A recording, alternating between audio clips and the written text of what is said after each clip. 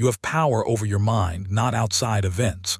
Realize this and you will find strength. Marcus Aurelius.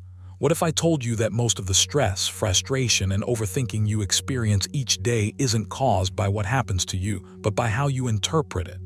What if the traffic, the criticism, the rejection, the uncertainty, none of it actually has the power you think it does? That the real leverage point, the place where your life quietly shifts direction, has been in your hands all along. The Stoics understood something most people spend their entire lives chasing. Control is internal, and once you truly grasp that, everything changes. Your reactions sharpen, your confidence steadies. Your emotions stop dragging you around like a puppet on strings. In this video, you're about to discover 9 Stoic lessons that don't just sound wise. They reshape the way you see challenges, setbacks, success, even yourself. These aren't abstract ideas.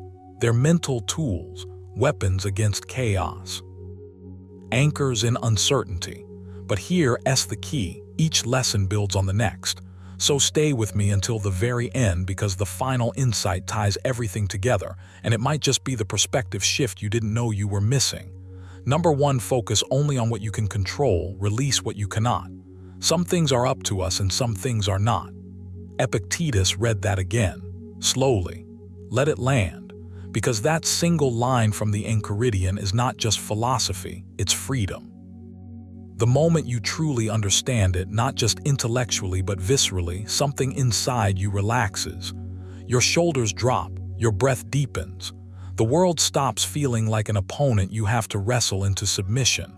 You begin to see clearly, and clarity changes everything. You exhaust yourself trying to manage outcomes that were never yours to manage. Other people's opinions, their reactions, the economy, the weather, the past, the future. You replay conversations in your head, rewrite imaginary scripts, anticipate scenarios that may never unfold. You call this responsibility. The Stoics call it confusion, because when you try to control what is not yours, you abandon what is. Marcus Aurelius wrote in his Meditations, "You have power over your mind, not outside events. Realize this and you will find strength." Notice what he doesn't say. He doesn't promise control over circumstances. He doesn't guarantee comfort. He points you inward. That's where the lever is. That's where your authority lives. Right now, pause and ask yourself, what is actually within your control, not theoretically, practically? Your judgments, your choices, your effort, your values, your response, that's it. Not the result, not the applause, not whether someone understands you. Just the input, just the character you bring to the moment. This sounds simple, it is. Your ego resists it. Your fear resists it. Your desire for certainty resists it. Because focusing only on what you can control means surrendering the illusion that you can secure outcomes through anxiety. It means admitting that worry has never been a strategy, only a habit. And habits can be broken. Start with this exercise. Draw 2 circles on a page. In the inner circle, write everything you can directly control in a given situation. Your effort, your attitude, your preparation, your words. In the outer circle, write everything you cannot: timing, other people's behavior, chance, final results. Then make a decision. You will invest emotional energy only in the inner circle, not occasionally, consistently. Every time your mind drifts outward, bring it back. This is mental training. Treat it that way. Seneca warned, we suffer more often in imagination than in reality. Why? Because imagination tries to dominate what hasn't happened yet. It tries to solve what isn't solvable. When you release what you cannot control, you cut off unnecessary suffering at its root. You stop negotiating with ghosts. You might think letting go will make you passive. It won't. It will make you precise. When your energy is no longer scattered across 1,000 uncontrollable variables, it becomes concentrated, focused, potent. You act with intention instead of desperation. You prepare because preparation is yours. You speak with integrity because integrity is yours. You show up fully because showing up is yours. And then you let go. That final step is where most people stumble. They control the effort, but they cling to the outcome. They do the work, then obsess over the result. But Stoicism is not half discipline, it's whole discipline. You control what you can, then you release the rest without bitterness. Try this practice daily. Before starting any important task, say to yourself, "The effort is mine, the outcome is not." Repeat it until it feels natural. At the end of the day, measure yourself only by the quality of your actions, not by external rewards. Ask, did I act according to my values? Did I respond with reason instead of impulse? Did I do what was within my power? If the answer is yes, you've succeeded, regardless of what followed. This shift will unsettle you at first. You are used to tying your worth to results, but results fluctuate. Character does not have to. The Stoics understood that stability comes from anchoring your identity to what cannot be taken from you, your choices. When frustration rises, and it will, interrupt it with a question. Is this within my control? If the answer is no, practice release immediately. Not later, not after stewing. Immediately, take a slow breath, relax your jaw, drop your shoulders, consciously detach. This is not suppression, it is redirection. You are choosing to place your energy where it can actually produce change. There is immense power in that restraint. Imagine the quiet strength of someone who cannot be provoked into chaos because they refuse to wrestle with what isn't theirs. That can be you, but it requires discipline, daily discipline. The discipline to notice when your mind reaches outward, the discipline to pull it back. You are not responsible for how others interpret you. You are responsible for speaking clearly. You are not responsible for being liked. You are responsible for being virtuous. You are not responsible for how long something lasts. You are responsible for how you conduct yourself while it does. This perspective will change how you see setbacks. They stop being personal attacks from the universe. They become neutral events, raw material. Your role is not to prevent all difficulty. Your role is to respond well. So begin today. Catch one unnecessary worry and release it. Catch one impulse to control someone else's reaction and let it go. Catch one moment where you measure yourself by outcome instead of effort and correct it. Small repetitions build mental muscle. Over time, this becomes instinct, and something remarkable happens.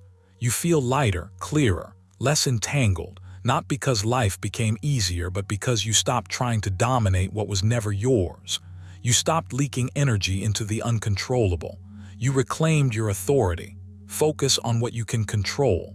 Release what you cannot. Do it again tomorrow. And the next day. This is not a one-time insight. It is a lifelong practice. But if you commit to it, truly commit, you will discover what Epictetus was pointing toward all along. Freedom was never about changing the world outside you. It was about mastering the one thing that was always yours. Number 2, reframe obstacles as opportunities for growth. The impediment to action advances action. What stands in the way becomes the way. Marcus Aurelius. Read that again, slowly. Let it sink in. What if the very thing you've been resisting is the path forward? What if the obstacle isn't blocking your growth but demanding it? You've been conditioned to see difficulty as interruption, as something unfair, as something that shouldn't be happening. But Stoicism asks you to flip the script. It asks you to look directly at the friction in your life and say, this is training, not punishment, training. And the moment you make that shift, everything changes. You don't have to like obstacles. Stoicism doesn't ask you to pretend pain feels good. It asks you to use it. That's different. When something challenges you, your first impulse may still be frustration. That's human, but you don't have to stay there. You can pause, you can breathe. And you can ask a better question: what is this shaping in me? Epictetus said, difficulties show what men are, not what they pretend to be, not what they post, what they are. Pressure reveals structure. So when you hit resistance, understand that life is giving you feedback. It's exposing where you're fragile, where you're reactive, where you still depend on comfort. That's not an insult, it's information. Use it. Start training yourself to respond differently. The next time something blocks your path, don't immediately look for escape. Stay with it. Observe your thoughts. Notice the story your mind starts telling. Is it dramatic? Is it catastrophic? Good. You found the narrative that needs rewriting. Say to yourself, this is material, this is practice. Seneca wrote, "Fire tests gold, suffering tests brave men." You don't develop resilience in ease, you develop it in resistance. Muscles grow through tension. Character grows the same way. So instead of wishing for fewer problems, start building the capacity to handle bigger ones. That's power, quiet power. But here's the key: reframing obstacles isn't passive optimism. It's deliberate mental discipline. It requires effort. You must interrupt your automatic reactions and replace them with intentional interpretation. That's work, and it's worth it. Practice this daily. At the end of each day, sit down in silence for 5 minutes. Review the moments that frustrated you, not to relive them emotionally, but to analyze them strategically. Ask yourself, what did this teach me about my patience, my ego, my expectations? Write down one sentence for each obstacle you faced, one lesson extracted. Over time, you'll begin to see patterns, and patterns are gateways to self-mastery. Another exercise, voluntary discomfort. Choose small challenges on purpose, not to prove anything to anyone, but to strengthen your tolerance for friction. Wake up earlier than you need to. Take the harder option. Delay gratification. These tiny acts train your nervous system to stay steady under pressure. You become less shocked by difficulty because you've rehearsed it. As Marcus Aurelius reminded himself, the art of living is more like wrestling than dancing. Wrestling requires balance in chaos. You can build that balance. You also need to redefine what setback means. A setback isn't a verdict, it's feedback. Stop labeling obstacles as failures. Failure implies finality. Obstacles are iterations. They refine you. They carve away illusions. They force clarity. And clarity is a gift, even when it arrives disguised as disappointment. When you start seeing obstacles this way, something subtle but powerful happens. Fear decreases. Why? Because nothing that happens is wasted. Even the uncomfortable moments become investments in your inner strength. You're no longer at war with reality, you're working with it. And this shift changes how you carry yourself. You stop asking, "Why is this happening to me?" and start asking, "How can I use this?" That question alone will separate you from most people. It moves you from victimhood to agency, from reaction to response. You don't control events, you control interpretation. Epictetus was clear. It's not what happens to you, but how you react to it that matters. That's not a cliché.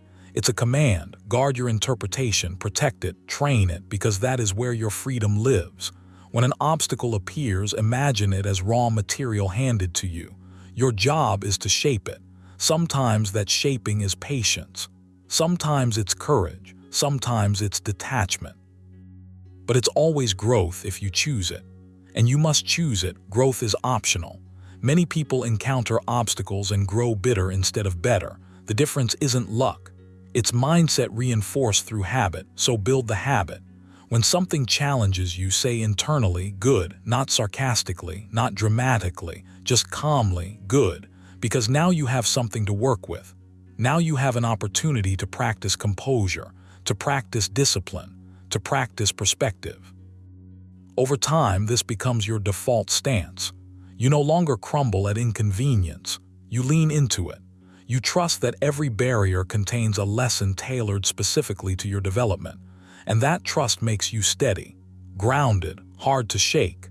This doesn't mean you seek chaos or invite unnecessary hardship.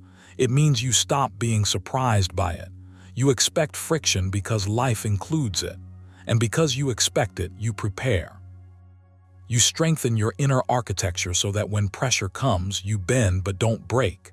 There's something deeply empowering about this way of seeing the world. It removes helplessness. It eliminates the drama of "this shouldn't be happening." Instead, you accept that challenges are part of the human condition. And within that acceptance, you find room to grow. Right now, think of the obstacle you're currently facing. Don't run from it mentally. Hold it there. Look at it without exaggeration. Ask yourself, what virtue is this demanding from me? Patience, courage, self-control. Write that down. Then commit to practicing that virtue intentionally over the next week. Track it, reflect on it, strengthen it. You'll begin to notice something remarkable. Obstacles lose their emotional sting when you see their purpose. They still require effort, they still demand energy, but they stop feeling personal. They become part of your training regimen. And that's the heart of Stoicism, not suppressing emotion. Not pretending to be unbothered, but choosing growth over grievance, choosing discipline over despair, choosing perspective over panic.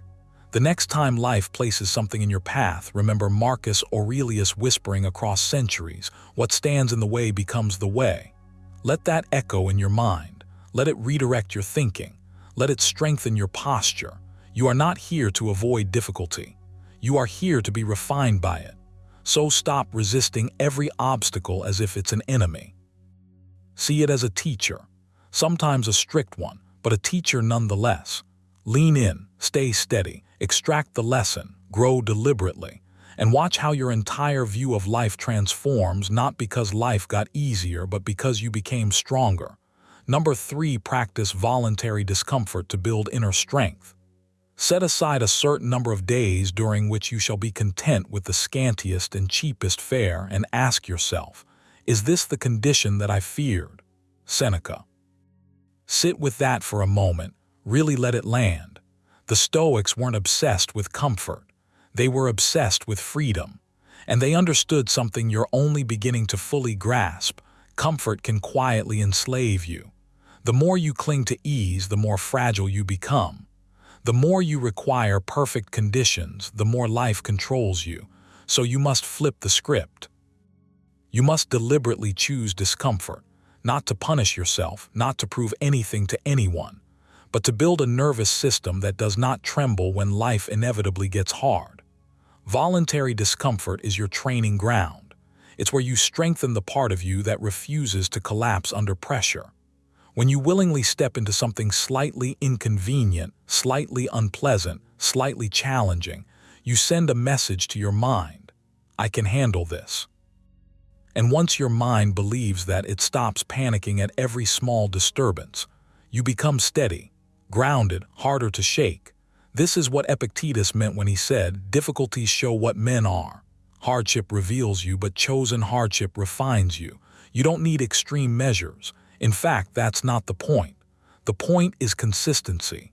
Choose the harder option on purpose. Sit with mild hunger instead of instantly satisfying it.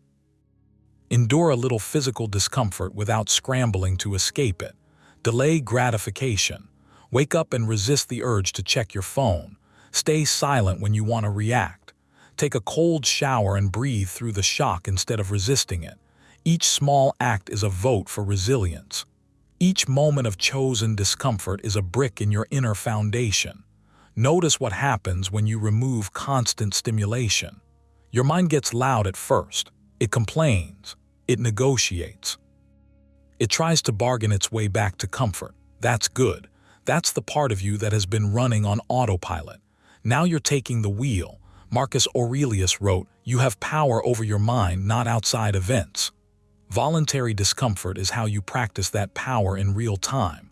You feel the urge to escape, but you don't. You feel resistance, but you breathe through it.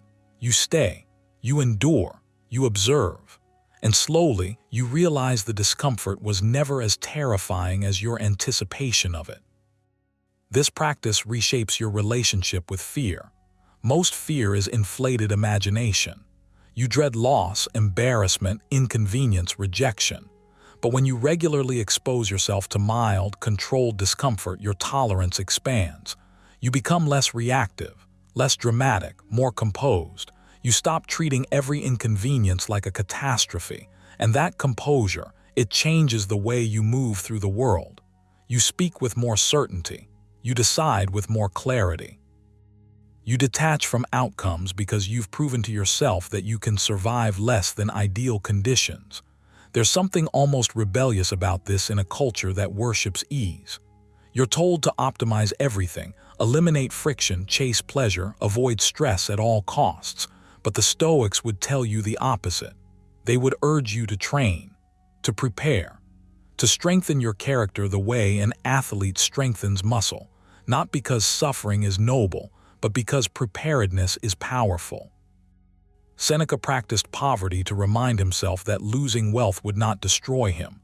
You can practice simplicity to remind yourself that you need far less than you think. Try this once a week. Deliberately strip your day down. Eat simply. Limit distractions. Remove excess.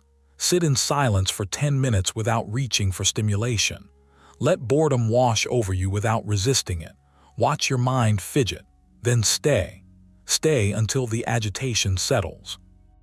You're teaching yourself that stillness isn't dangerous, that emptiness isn't threatening, that you are enough without constant input, or challenge your impulses directly. When you feel an urge, pause, count to 10. Ask yourself whether you are choosing the action or whether the craving is choosing for you. That gap, that tiny pause, is where strength grows. You widen that gap enough times and suddenly you are no longer ruled by reflex. You become deliberate, intentional, harder to manipulate, harder to provoke. And here's the quiet truth. When you stop needing comfort, you stop fearing its loss. That's freedom. When you can tolerate discomfort, you become adaptable. When plans change, you adjust. When people disappoint you, you remain steady. When circumstances tighten, you do not unravel. You've trained for this, not in theory but in practice. Remind yourself daily, this moment of discomfort is sharpening me. Say it internally when things feel inconvenient. Say it when your body wants to quit. Say it when your ego feels bruised. You are building endurance. You are strengthening patience. You are stretching your emotional capacity. And the more you stretch it voluntarily, the less life has to stretch it for you. But be gentle with yourself too. This is discipline, not self-punishment. The Stoics valued reason above all. You're not trying to prove toughness. You're cultivating stability. So start small. Stay consistent. Reflect each evening. Ask yourself, where did I avoid discomfort today? Where could I have leaned into it instead? Don't judge the answers, just observe. Awareness is the first shift. Over time, you'll notice something subtle but profound. You won't flinch as quickly. You won't react as sharply. You won't cling as tightly. Your baseline becomes calmer. Your threshold becomes higher. You become someone who can endure without bitterness. And that changes the way you see life entirely. Obstacles stop looking like threats and start looking like training sessions. So lean in. Choose the slightly harder path today. Not dramatically, just deliberately. Welcome a little friction. Breathe through it. Stay present inside it. Tell yourself, I am building something unshakable, because you are. With every small act of voluntary discomfort, you are forging inner strength that comfort alone could never give you. Number 4, guard your thoughts. They shape your reality. You have power over your mind, not outside events. Realize this and you will find strength. Marcus Aurelius wrote that nearly 2,000 years ago, and yet it still lands like a quiet thunderclap. Read it again. Sit with it. Let it echo. The Stoics understood something most people spend a lifetime overlooking. Your thoughts are not harmless background noise. They are architects. They build the rooms you live in mentally. They tint your perceptions. They decide whether you walk through the world feeling imprisoned or free. If you don't guard them, they will shape your reality without your consent. You may believe reality is simply what happens, but the Stoics would challenge that immediately. Epictetus said, "It's not what happens to you, but how you react to it that matters." And where does that reaction begin? In the private chamber of thought. Before emotion rises, before words spill out, before decisions crystallize, there is interpretation. There is a sentence forming in your mind about what something means. That sentence is powerful. It can either steady you or sabotage you. And most of the time, you don't even notice you're writing it, so start noticing. Make it a habit to observe your thoughts as if you are standing slightly behind them, not suppressing them, not fighting them, just watching. The Stoics practiced this constantly. Marcus Aurelius filled his journal, what we now call meditations, with reminders to himself to question impressions. He would pause and ask, is this necessary? Is this within my control? Is this truly as terrible as it appears? You can do the same. When a strong reaction begins to rise, slow it down.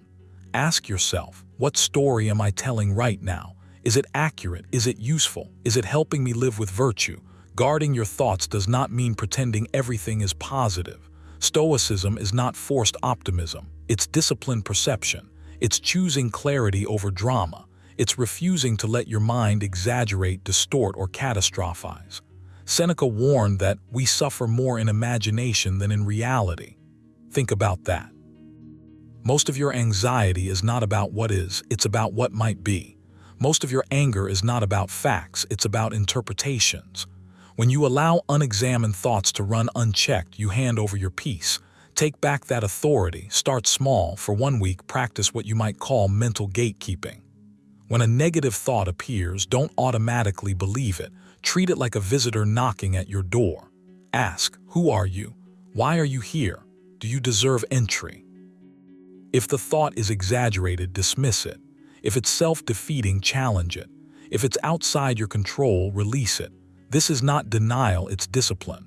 Another exercise: at the end of each day, review your dominant thoughts, not your actions, your thoughts. What patterns did you notice?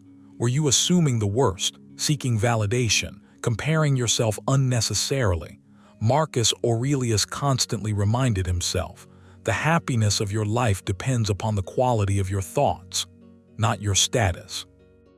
Not your possessions, not your reputation. The quality of your thoughts, that's it. So audit them, upgrade them. And here's the deeper truth: your identity slowly conforms to your inner dialogue. If you repeatedly think you are powerless, you begin to act that way. If you continually rehearse resentment, you become bitter. If you nurture gratitude, patience, and resilience in thought, your behavior aligns accordingly. Your outer world starts reflecting the tone of your inner world, not magically, gradually. Quietly, inevitably, you must understand that every thought is a seed. Some seeds grow into calm strength. Others grow into insecurity or fear. The soil is your attention. Whatever you water consistently will take root, so be selective. You cannot stop thoughts from arising, but you can decide which ones you cultivate. Practice reframing. This is a core Stoic skill. When something feels overwhelming, deliberately describe it in neutral terms. Strip away the emotional adjectives. Reduce it to facts. The Stoics called this objective representation. By doing this, you weaken the emotional charge and regain perspective. You remind yourself that events are not labeled good or bad until you assign meaning. That assignment is your responsibility.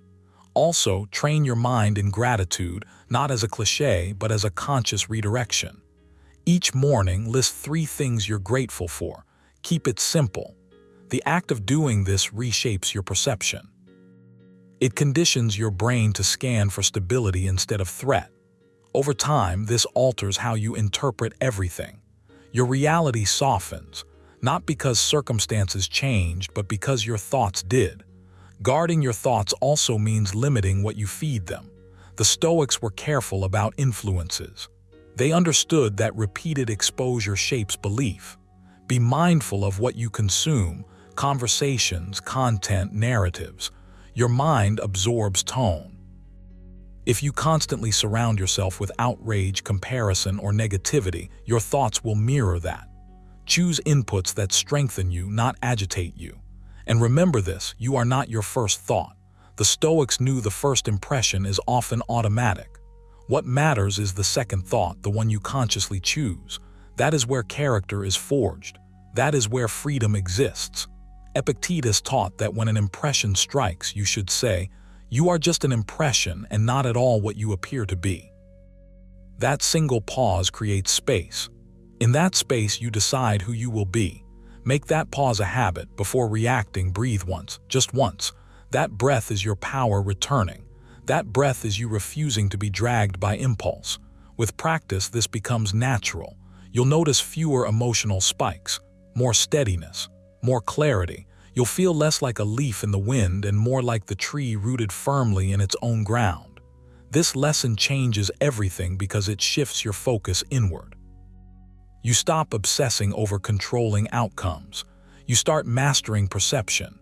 You realize that while you cannot dictate the world's behavior, you can shape your mental response to it. And that response determines the texture of your life. Guard your thoughts fiercely but gently. Don't judge yourself harshly for having negative ones. Just correct course, again and again. This is daily work. lifelong work, but it's liberating work.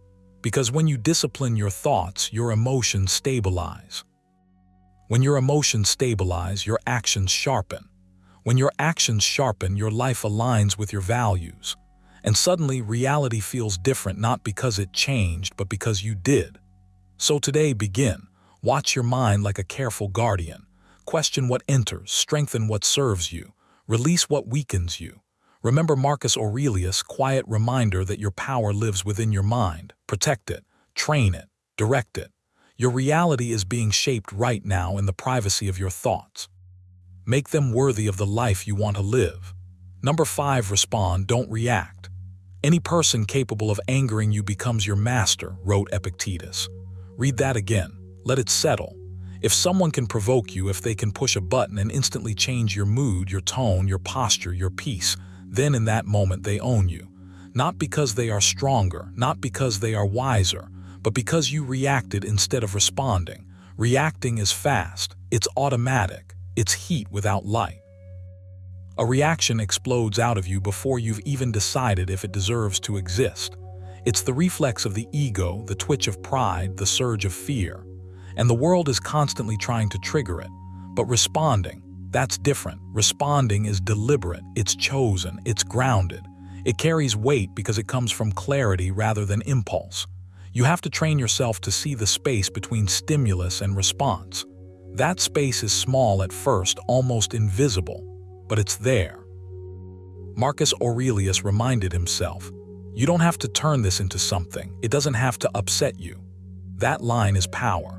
Most of what disturbs you is not the event itself, but the meaning you attach to it.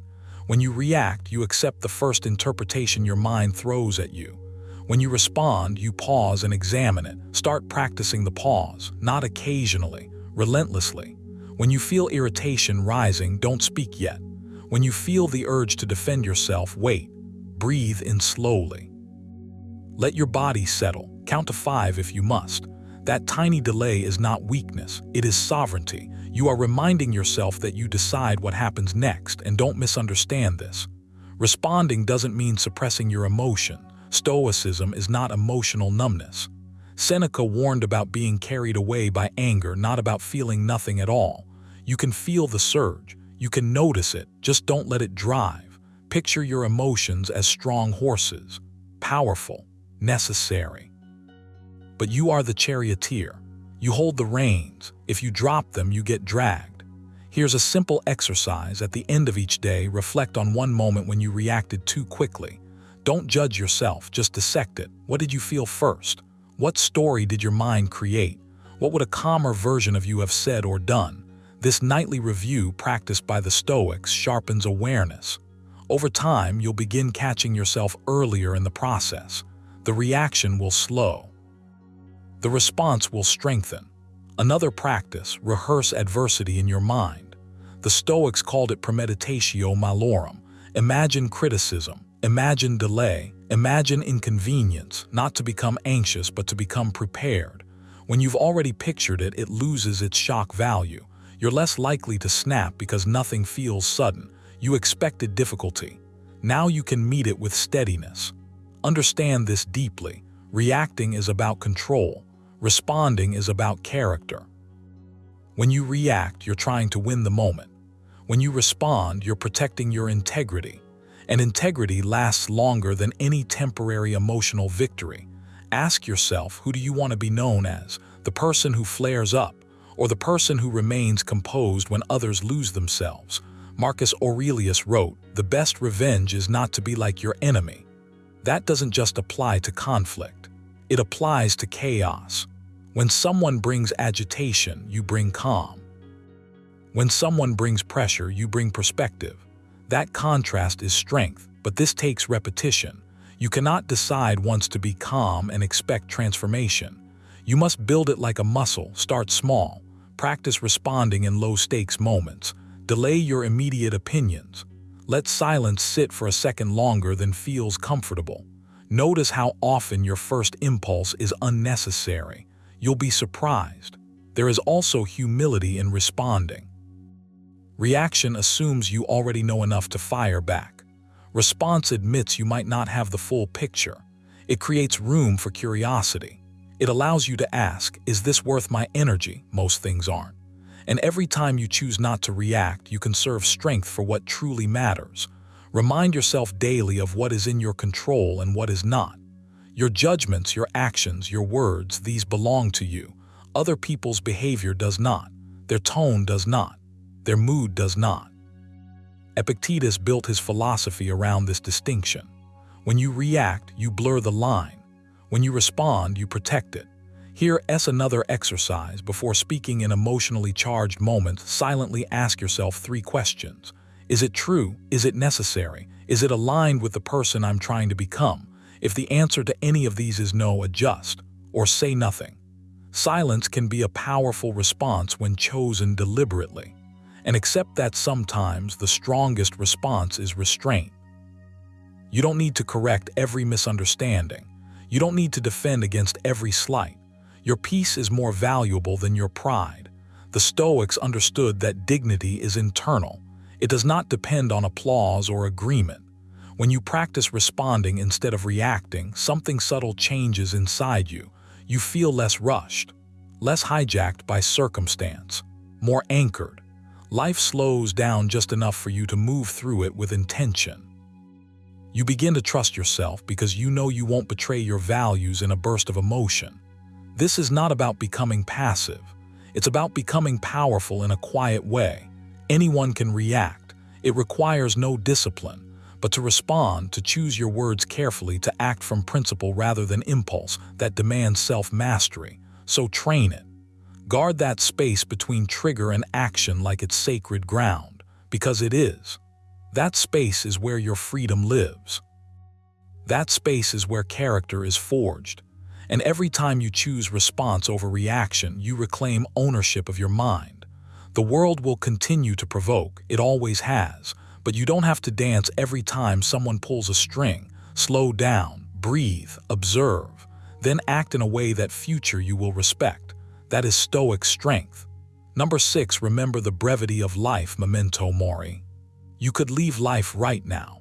Let that determine what you do and say and think. Marcus Aurelius, sit with that for a moment. Not as a dramatic line, not as something dark or heavy, just as a fact. You could leave life right now. Not someday, not decades from now, now. And before your mind tries to push that thought away, notice what it does to you. It sharpens you, it clears the fog, it slices through trivial worries like a blade through smoke. This is memento mori, remember you will die. It isn't meant to depress you, it's meant to wake you up. You spend so much time acting as if life is an endless runway, as if you can delay courage, postpone honesty, defer your real priorities until the right time.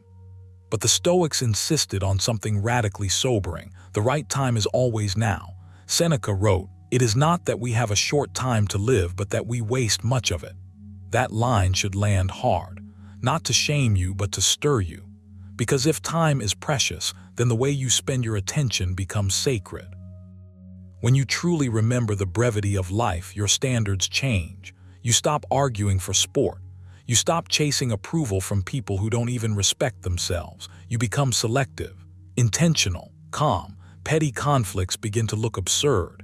You start asking yourself, is this how I want to spend a slice of my limited existence? And more often than not, the answer will guide you away from nonsense. But this awareness doesn't arrive automatically. You have to practice it. Here is something you can do starting today.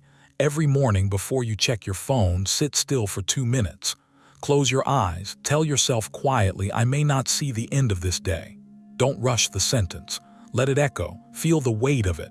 Then ask, if that were true, how would I show up?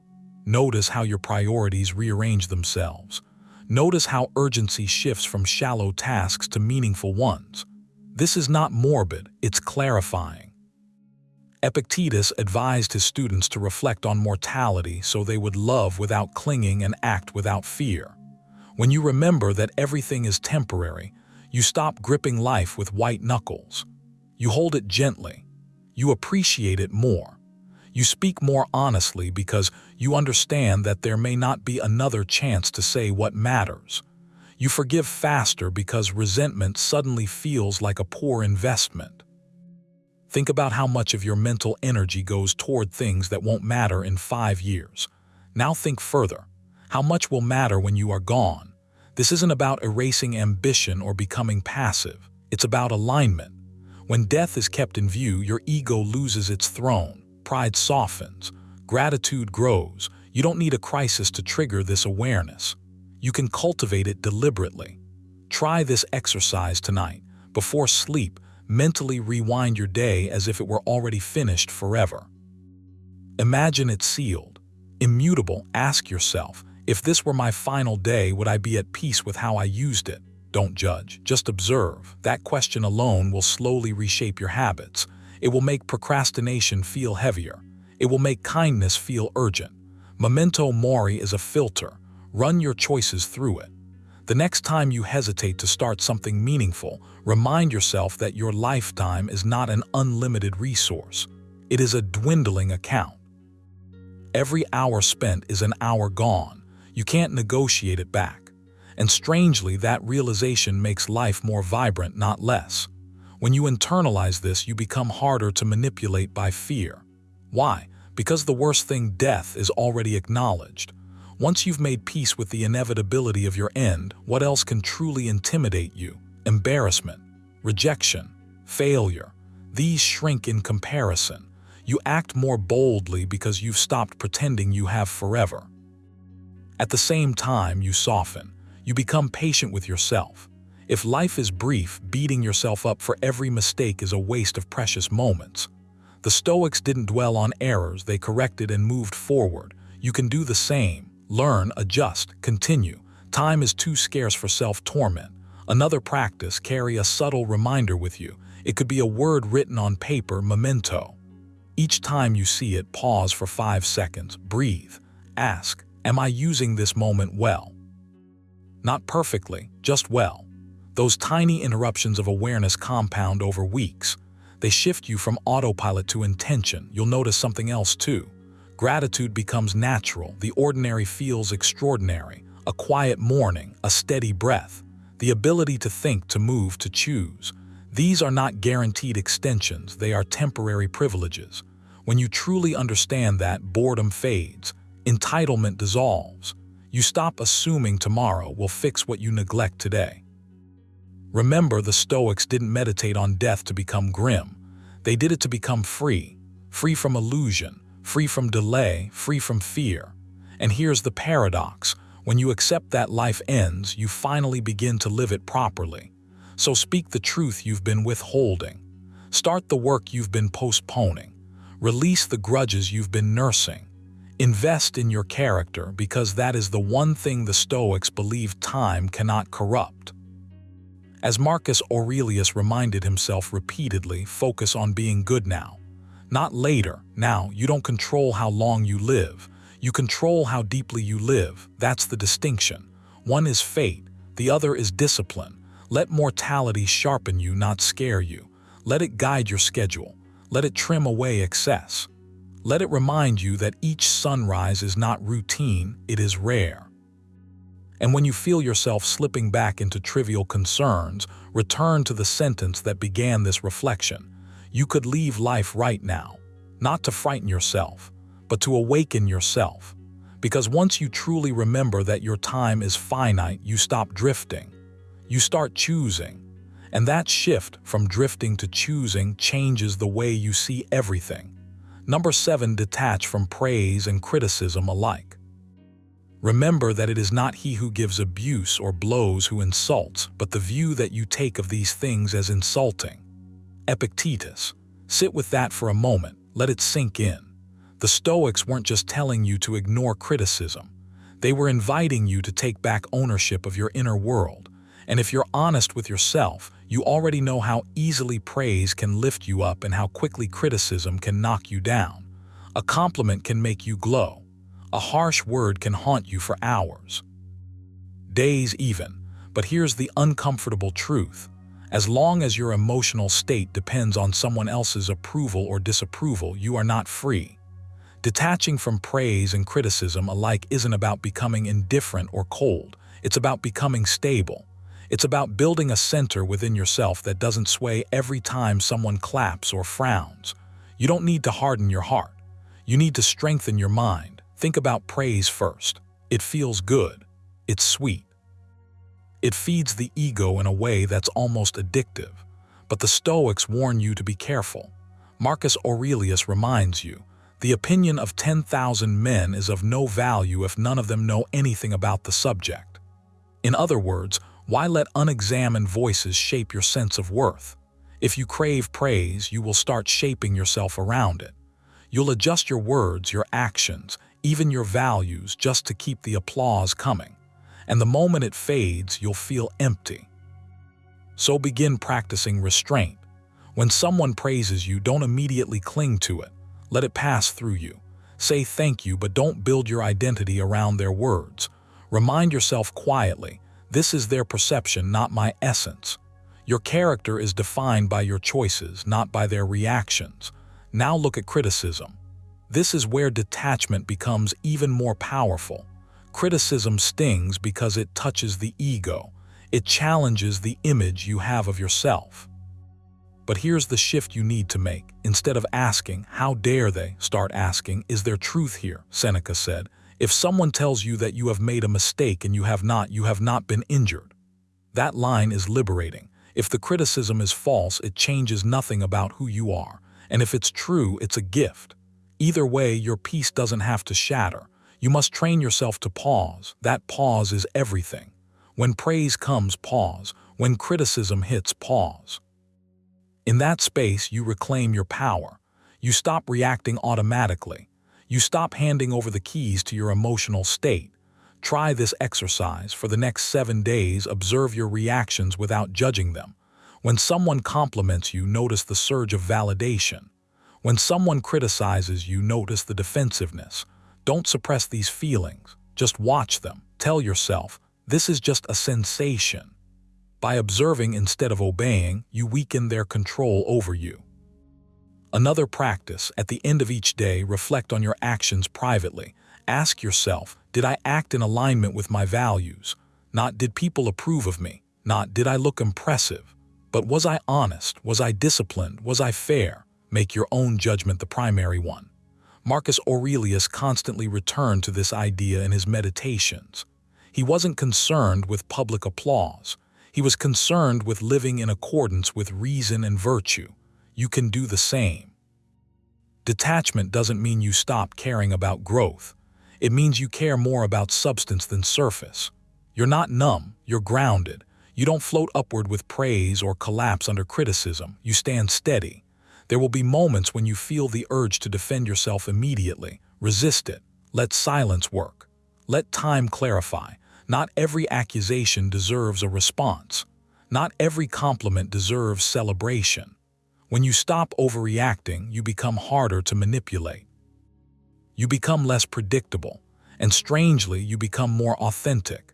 You also need to confront this uncomfortable question: who are you trying to impress? If you're honest, there's probably a subtle audience in your mind, a crowd whose approval you're chasing. Stoicism invites you to dismiss that imaginary jury. Epictetus taught that if you seek to please others, you will inevitably become their slave. That's not dramatic language. It's precise. Whoever controls your need for approval controls you. So start practicing internal validation. Each morning, remind yourself, my job today is to act with integrity. That's it. Keep it simple. When the day ends, measure yourself against that standard alone. Over time, your dependence on outside voices will fade. Here's another exercise. Imagine the harshest criticism you could receive. Then imagine the highest praise. Picture both clearly. Now ask yourself, do either of these change the core of who I am? Your values, your intentions, your effort, those remain yours. Everything else is commentary. And remember, even praise can distort you. It can inflate your ego, make you careless, make you complacent. The Stoics believed in humility not as self-deprecation but as clarity. You are a work in progress, always, neither flawless nor worthless, just evolving. When you detach from praise, you stay teachable. When you detach from criticism, you stay resilient. This takes practice. You won't master it overnight. There will be days when a single remark lingers in your mind longer than you'd like. That's okay. Notice it, breathe, return to yourself. Ask, is this within my control? The opinion of others is not, your response is. Over time, something remarkable happens. You become calmer, more focused, less reactive. You stop performing for approval and start acting from conviction. And that shift changes everything. You speak more honestly. You move more deliberately. You rest more peacefully. Detaching from praise and criticism alike is not about rejecting people. It's about rejecting emotional dependency. It's about choosing self-mastery over social approval. The Stoics understood that a stable mind is a free mind, and freedom is the ultimate goal. So today, begin small. Catch yourself seeking validation. Gently pull back. Catch yourself spiraling over criticism. Gently ground yourself. Repeat the Stoic reminder. You have power over your mind. That power is yours to reclaim moment by moment. Stand firm. Let opinions rise and fall around you like waves. You are not the wave, you are the shore. Number 8, value virtue over external success. Waste no more time arguing what a good man should be. Be one. Marcus Aurelius. Sit with that for a moment, not admire one, not describe one, not chase the appearance of one. Be one. That single shift from image to character is where your freedom begins. Stoicism keeps pulling you back to this uncomfortable but liberating truth. The only thing truly yours is your character. Everything else is rented. Reputation, money, praise, status, influence, they drift in and out like weather. But virtue, that's built from the inside out, and no one can confiscate it without your permission. You've been trained subtly and constantly to value external success. Titles, recognition, validation, visible markers that signal to the world that you matter. And here's the quiet trap. When you chase those markers as your measure of worth, you hand over control, because now your peace depends on outcomes you cannot command. The Stoics saw this clearly. Epictetus said, "Some things are up to us and some are not. Your integrity is up to you. Applause is not. Your discipline is yours. Outcomes are not." When you reverse those priorities, you step into steadiness. Value virtue over external success, and something in you settles. You stop asking, "How does this make me look?" and start asking, "Is this aligned with who I want to be?" That question will rearrange your life if you let it. It will slow you down. It will make you pause before reacting. It will force you to confront your motives. Are you speaking to be respected or to be right? Are you working to grow or to be admired? Are you choosing the harder path because it's right or the easier one because it's visible? Seneca warned, "If you live according to nature, you will never be poor. If you live according to opinion, you will never be rich." Read that again. Living according to opinion means living for approval. And approval is unstable currency. It inflates, crashes, disappears. When you build your identity on it, you live anxiously. But when you build on virtue, courage, justice, self-control, wisdom, you become internally wealthy, even in silence, even in obscurity. This is not about rejecting ambition. It's about purifying it. The Stoics didn't say success is evil. They said it's indifferent, it's not good or bad in itself. What matters is how you pursue it and what it does to your character. So you must train yourself to ask every single day, is my character improving? Not am I winning? Not am I being noticed? But am I becoming more disciplined, more patient, more honest? That is the scoreboard that never lies. Start practicing this shift intentionally. At the end of each day, sit quietly for 5 minutes. No distractions. Ask yourself 3 questions. Where did I act with integrity today? Where did I compromise it? What will I correct tomorrow? Don't judge yourself harshly. Observe yourself honestly. Marcus Aurelius journaled constantly, not to impress anyone but to refine himself. You can do the same. Private reflection builds public strength. Then begin choosing virtue in small, invisible moments. That's where real character forms. Practice restraint when you feel the urge to prove something. Practice patience when irritation rises. Practice honesty when exaggeration would be easier. No one may applaud you for these decisions. Good, that's the point. You are training yourself to act well without needing witnesses. That is power. Notice how your mind tries to bargain. It will whisper, but what about recognition? What about results? Let it speak. Then calmly return to principle. You are not responsible for how others perceive you. You are responsible for how you conduct yourself. Epictetus was once a slave. Marcus Aurelius was an emperor, different external positions. The same inner focus, virtue is the only good. There's a strange freedom that comes when you truly accept this. You stop fearing loss the way you used to, because what can be taken from you? Money, status, approval, those were never guaranteed, but courage cannot be stripped from you unless you surrender it. Integrity cannot be revoked by someone else's opinion. Self-command cannot be canceled by circumstance. When you anchor yourself there, external turbulence loses its sting. Try this exercise. For 1 week, deliberately detach your effort from the outcome. Give your full energy to doing the task well, whatever it is, but mentally release the result. Say to yourself before you begin, my job is the effort. The result belongs to fate. Then observe how much calmer you feel, less desperate, less tense, more present. This is Stoic practice in motion. You may also need to redefine what success means to you. Write it down. Be honest. Does your current definition depend on other people's reactions? If it does, refine it. Rewrite success as something rooted in character. Success is showing up fully. Success is choosing courage over comfort. Success is maintaining composure under pressure. Success is acting justly even when no one is watching. That definition cannot be sabotaged by external events. And here's something subtle but powerful. When you value virtue first, external success often becomes a byproduct. Not because you chase it obsessively, but because integrity builds trust. Discipline builds competence.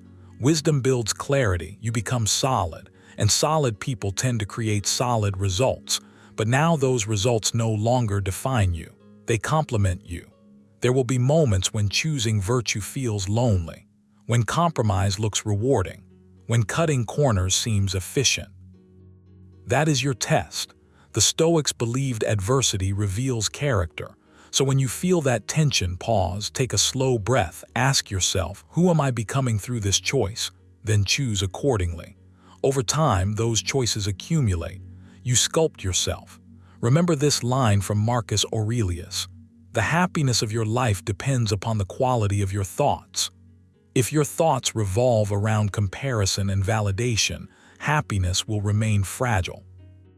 If your thoughts revolve around growth and integrity, happiness stabilizes because you can control growth. You can control integrity. This is a lifelong discipline. You will slip.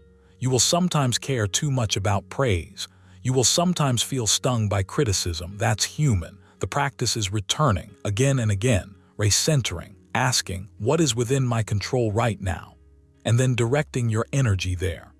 Value virtue over external success, and you reclaim ownership of your life.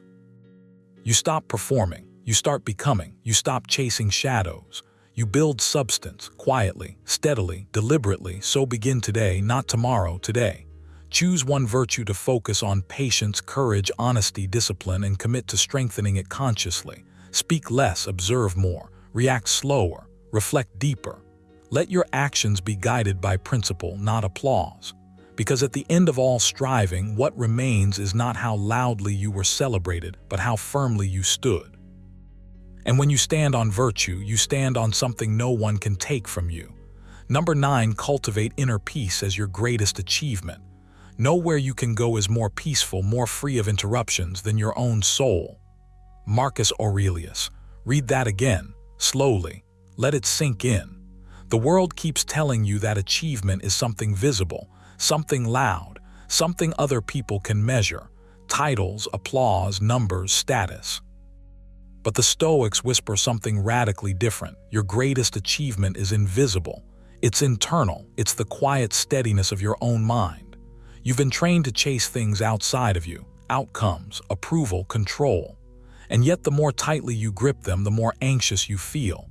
That's because you're trying to build peace in a place where peace doesn't live. The Stoics understood this deeply. Epictetus said, It's not what happens to you, but how you react to it that matters. That isn't just a clever line, it's a blueprint. Your inner peace begins the moment you accept that your reactions are your true territory. So start there. Take responsibility for your inner climate, not tomorrow, not when life calms down. Now, you don't wait for the ocean to stop moving before you learn to stand steady. You learn to balance despite the waves. That's your task. Inner peace is not passivity. It's not weakness. It's disciplined strength. It's choosing not to be dragged around by every opinion, every inconvenience, every emotional spark. Seneca wrote, "We suffer more in imagination than in reality." And if you're honest, you know how often your mind exaggerates, dramatizes, predicts disaster. Peace grows when you interrupt that habit. When you catch the story forming and say, "No, I will see this clearly." Practice this deliberately. Today, observe your thoughts as if they are passing clouds. Don't chase them. Don't wrestle them. Label them. Judgment, fear, desire, comparison. Then let them move on. This simple exercise builds space between you and your impulses. That space is power, that space is freedom, but you must train it. Peace does not arrive by accident, it is cultivated. Each morning before the world rushes in, sit still for 5 minutes. No phone, no noise. Ask yourself, what is within my control today? What is not? Write it down if you need to. Be precise. Your effort, your attitude, your words, yours. Other people's reactions, external outcomes, random events, not yours. This daily ritual rewires your focus. It brings your energy back home. You also need to reduce unnecessary desires. This one is uncomfortable. The more you crave, the more fragile you become. If your happiness depends on specific outcomes, specific praise, specific circumstances, you will always feel slightly on edge. The Stoics practiced voluntary simplicity not to suffer, but to strengthen themselves. Try this. Intentionally deny yourself one small comfort each day, not dramatically, just enough to remind yourself that you are not controlled by convenience. You are bigger than your cravings. This builds inner solidity. And when something disturbs you, because it will, pause before reacting. Literally pause, take one slow breath, then another. Ask yourself, is this within my control? If it isn't, release the need to dominate it. If it is, respond calmly. That's it. That's the formula. Simple. Not easy, but transformative. You may think inner peace means you'll feel calm all the time. That's not the goal. The goal is faster recovery, less turbulence, less attachment to every emotional spike. You're not trying to eliminate emotion, you're training your relationship with it. You're choosing steadiness over drama, clarity over chaos. There will be moments when your ego wants to defend itself, to prove something, to win an argument that doesn't matter. This is where real achievement happens. Not when you conquer someone else, but when you conquer the impulse. Marcus Aurelius reminded himself constantly, you don't have to turn this into something, it doesn't have to upset you. Imagine carrying that sentence in your pocket. Imagine actually using it, so use it. Repeat it silently when tension rises. I don't have to turn this into something. Notice how that loosens the grip. Peace also grows when you accept impermanence. Everything shifts. Moods change. Circumstances evolve. People come and go. When you resist this truth, you suffer. When you align with it, you soften. Spend a few minutes each night reflecting on the day, not to criticize yourself harshly, but to observe. Where did I lose my composure? Where did I remain steady? What triggered me? What strengthened me? This nightly review, a Stoic practice, sharpens your awareness. And awareness is the soil where peace takes root. You must also guard what enters your mind. Your attention is sacred. If you constantly feed it outrage, comparison, noise, you cannot expect tranquility. Be selective. Choose inputs that elevate your thinking. Limit what agitates you unnecessarily. This is not avoidance. It is discipline. You are curating your mental environment. Understand something crucial. Inner peace is not a destination you reach once and keep forever. It's a daily construction project. Some days you'll feel strong and centered. Other days you'll feel reactive. That's fine. The practice continues. The effort continues. The awareness continues. And here's the paradox. When you stop chasing external validation and start prioritizing inner stability, you actually become more effective, more decisive, more resilient, because you are no longer operating from desperation or fear. You act from clarity. Make this your new definition of success. Not applause, not dominance, not endless comfort, but composure, steadiness. A mind that cannot be easily hijacked. Right now, take a breath. Slow it down. Feel the stillness beneath the surface of your thoughts. It's there. It has always been there. Your job is simply to return to it again and again. Choose this as your highest achievement. Choose to master your inner world before trying to command the outer one. Build your peace deliberately. Protect it fiercely. Strengthen it daily. Because when your mind becomes your sanctuary, nothing outside of you can truly disturb your foundation. And that, more than anything the world can give or take, is real power. Before you click away, pause for a second. Let these lessons settle. You didn't just hear 9 Stoic ideas. You were handed 9 mirrors, 9 quiet challenges, 9 invitations to live differently, more deliberately, more steadily, more powerfully. Stoicism isn't about suppressing emotion. It isn't about becoming cold or distant. It's about becoming unshakable. It's about learning, as Marcus Aurelius wrote, you have power over your mind, not outside events. Realize this and you will find strength. That strength is already in you. It always has been. The question is whether you're ready to claim it. Think about what changes if you truly apply these lessons. What happens when you stop chasing approval? What shifts when you stop resisting what you can't control? What opens up when you see obstacles as training instead of punishment? Your life doesn't transform in one dramatic moment. It transforms in small, almost invisible decisions.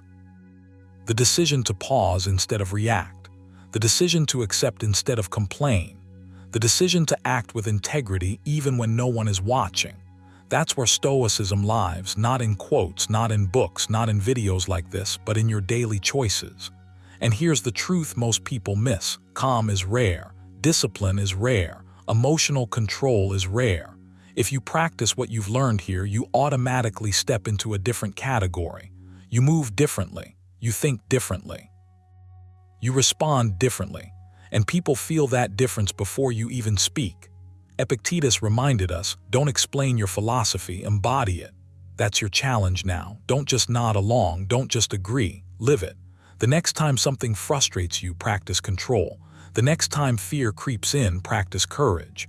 The next time life throws resistance at you, practice resilience.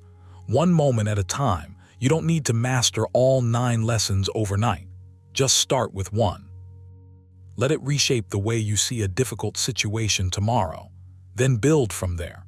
Stoicism is not about perfection, it's about progress. It's about steady refinement, quiet improvement, inner strength forged slowly. And remember what Seneca said, we suffer more in imagination than in reality. How much lighter would your life feel if you truly understood that? How much energy would you reclaim? This philosophy has survived empires, wars, plagues, and centuries of change for a reason, because it works. Not as a theory, but as a way of living. So take these lessons with you, revisit them, reflect on them, most importantly, practice them. If this resonated with you, stay on this path. Subscribe, join the conversation, and keep sharpening your mind. There's a different way to live, calmer, clearer, stronger, and you're already stepping into it. Now go live like a Stoic, steady, grounded, unshaken. And remember, the world may be chaotic, but your mind doesn't have to be.